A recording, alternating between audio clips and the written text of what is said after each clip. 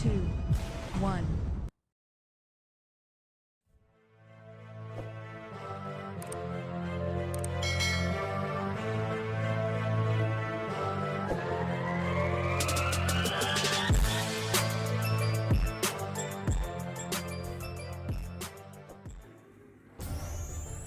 Hai, ketemu lagi bersama L2C Edu, channel yang bakal membantu kamu memahami materi fisika dan matematika dengan konsep yang mudah dipahami.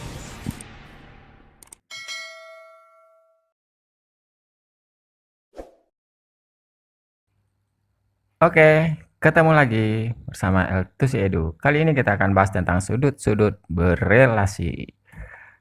Langsung saja, kita belajarnya langsung dengan contoh soal. Hitunglah nilai dari segitu, ya. Seperti biasa, sebelum kita bahas, kita lihat dulu konsep-konsepnya, ya.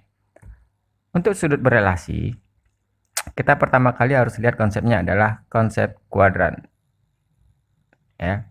Jadi kita akan tahu bahwa kita itu punya kuadran ada 4, ya. Dari 0 sampai 90 itu adalah kuadran 1, 90 sampai 180 adalah kuadran 2, selanjutnya kuadran 3 dan kuadran ke-4. Nah, untuk sudut-sudut berelasi, yang perlu kita ketahui adalah fungsi-fungsi trigonometri mana saja yang bernilai positif di setiap kuadran. Kalau di kuadran 1 itu semuanya positif. Maksud semua positif adalah sinus, kosinus, tangen, kosekan, sekan, dan kotangen semuanya bernilai positif. Untuk kuadran kedua itu hanya sinus dan kosekan yang positif. Ya, jadi si sinus dan kebalikannya. Kosekan itu kan kebalikan dari sinus, ya. Maka sinus dan kebalikannya yaitu kosekan itu bernilai positif. Kuadran ketiga yang bernilai positif adalah tangen dan kebalikannya kotangen. Dan kuadran keempat yang positif adalah kosinus dan kebalikannya sekan. Tapi yang perlu diingat itu hanya cukup yang pokoknya saja. Sin, tang, dan kos. Bagaimana dengan kosekan, kotangen, dan sekan? Ya, nggak perlu dihafalin karena dia otomatis kan. Kalau si sinusnya positif, otomatis kebalikannya juga positif gitu. Begitu juga dengan tangen, kebalikannya kotangen juga akan positif. Kalau kosekan positif, maka kalau kosinus positif, maka kebalikannya si sekan juga akan positif begitu. Ya, pasti semua udah tahu ya. Semua sin, tang, kos. Oke, sin. Jadi mulainya kuadran kedua, sin, tang, kos. Oke? Nah, sekarang kita bahas langsung soal yang A. Ya. Jadi pertama, cos 120 itu bisa kita pecah menjadi cos 90 tambah 30. Jadi 120 itu kan 90 tambah 30. Pertama pikirin, 120 itu kuadran keberapa? Kan kuadran kedua, ya. Kuadran kedua itu si kosinus itu bernilai positif atau negatif? Negatif dong, karena yang positif cuman si sinus sama si kosekan, ya. Berarti di sini cos 120 sama dengan negatif. Nah, di sini berubah jadi sin. Jadi, kalau di sininya kita pakai 90 tambah 30, maka si fungsi kosinusnya berubah menjadi sin. Oke, nah terus 30-nya tinggal turun ke bawah gitu. Nah, berarti cos 120 sama dengan negatif sin 30 berapa? Setengah. Oke. Nah, cara kedua, kita bisa pakai patokannya di 180, karena 120 itu juga bisa kita bikin menjadi 180 dikurang 60 kan. Kan 180 dikurang 60 juga 120 gitu. Nah, sama, cos 120 itu adalah kuadran kedua. Kuadran kedua, si kosinus bernilai negatif, maka di sini muncul tanda negatif. Nah, jika di sini kita pakai 180, maka fungsi kosinusnya itu tetap nggak berubah, dan yang 60-nya turun. Oke, maka cos 120 sebenarnya min cos 60. Cos 60 berapa? Setengah. Sama ya. Gimana? Paham? Bingung kan?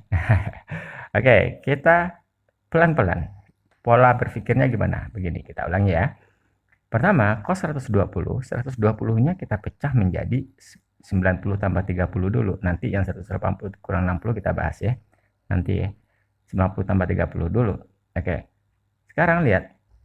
Berpikir pertama adalah 120 itu berada di kuadran keberapa? Kuadran kedua. Kuadran kedua itu cosnya negatif, gitu kan? Oke, maka muncul tanda negatif di sini ya. Lalu perhatikan yang 90. 90 itu kan 1 kali 90, ya.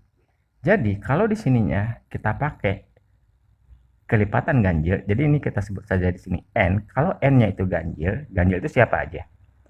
Bisa 1 kali 90, 3 kali 90 juga yang hasilnya 270, ya, itu juga ganjil. Jadi n ganjil itu misalnya pengalinya ganjil 1 kali 90, 3 kali 90 gitu. Ya, 5 kali 90 dan seterusnya. Jika di sininya ganjil, pengalinya ini ganjil, maka trigononya berubah. Berubahnya gimana? Ya, berubahnya pertama sin menjadi cos dan sebaliknya, cos juga menjadi sin. Terus kalau tangen berubah jadi kotangen, kotangen berubah jadi tangen. Kosekan berubah jadi sekan dan sekan berubah menjadi kosekan. Begitu, ya. Makanya di sini karena cos di sini 90, 1 ke 90, maka cos berubah menjadi sin. Oke? Nah, gimana kalau yang patokannya yang 180?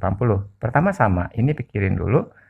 120 itu kuadran kedua, cos itu bernilai negatif. Ya.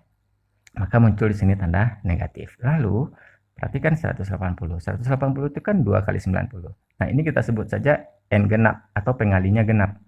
Ya, pengali genap itu bisa 2 kali 90, 4 kali 90, ya, 360 ya, atau 6 kali 90 gitu, dan seterusnya. Nah, jika n-nya genap, pengalinya genap, maka trigononya tetap nggak berubah ya, cos tetap menjadi cos, sin ya tetap menjadi sin, tangen tetap menjadi tangen.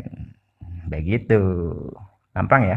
Jadi kalau kita gunakan formula cara berpikir seperti ini, maka kita nggak perlu lagi menghafal rumus-rumus semua sudut berelasi di setiap kuadran. Kan ada tuh kuadran 1 rumus sudut berelasinya begini, kuadran kedua rumusnya begini, dan masing-masing itu ada 6 ya rumusnya, 6 kali 4, 24, lumayan juga. Tapi ya nggak perlu dihafalin, oke? Cukup kita pakai cara berpikir seperti ini. Oke ya, kita lanjut. Coba bahas soal berikutnya, kita ambil lagi soalnya. Nah, sin 150. Oh ya, begini. Kalau soalnya itu tidak mengharuskan kita menggunakan yang kelipatan ganjil atau genap, maka disarankan kita pakai aja yang kelipatan genap. Kenapa? Begini ya, biar fungsi trigonometrinya nggak berubah.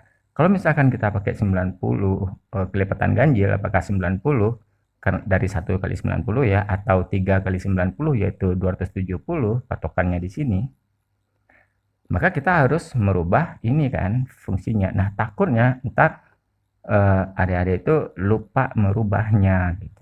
Oke, maka biar aman kita tetap pakai yang genap aja. Oke, nah 150 itu kan bisa dari 180 dikurang 30.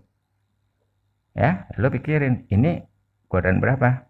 Kuadran kedua. Kuadran kedua sin itu positif, maka di sini muncul sin positif. Sin tetap ya, karena di sini kita pakai genap, 30-nya turun. Sin 30 berapa? Setengah. Oke? Gampang ya. Lanjut, tangen 240. Kita pakai kelipatan genap. Oke. Berarti tangen 180 tambah 60. Sebetulnya kan bisa juga 270 dikurang berapa? Kurang 30 kan? Nah, sama aja kan, tapi 270 ini kan kelipatan ganjil, maksudnya 3 kali 90 kan, n-nya 3, maka kita harus merubah ini menjadi kotangen. Nah, takutnya ntar lupa merubah, maka kita nggak usah pakai yang ini. Kalau soal nggak nyuruh mengkhususkan menggunakan yang ini, maka selalu pakai yang genap saja biar aman ya. Nah, lupa nih, tangen tadi 240 ya, 240 itu kuadran berapa? Kuadran 3, 3 itu tangen positif. Maka positif tangen 60. Tangen 60 berapa? Sin per cos ya. Sin 60. Nah, setengah akar 3 bagi setengah akar 3. Oke. Lanjut, kosekan 330. Kita pakai yang genapnya. Berarti 360 dikurang 30. Sebetulnya juga bisa 270 tambah 60 kan. Nah, tapi kita selalu pakai yang genap.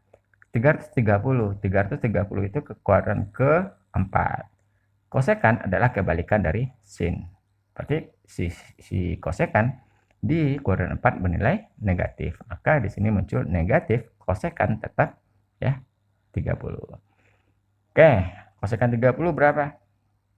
Kosekan itu kebalikan dari sin. Sin 30 setengah. Berarti kebalikan dari setengah ya 2. Berarti kosekan 330 sama dengan negatif 2. Lanjut, kotangen 225 kita pakai yang genap berarti 180 tambah 45. 225 ini kuadran berapa? Kuadran ke-3. Oke, kotangen itu positif di kuadran ke-3 karena dia kebalikan dari tangen. Maka di sini muncul kotangen 45. Kotangen 45 sama dengan 1. Sip.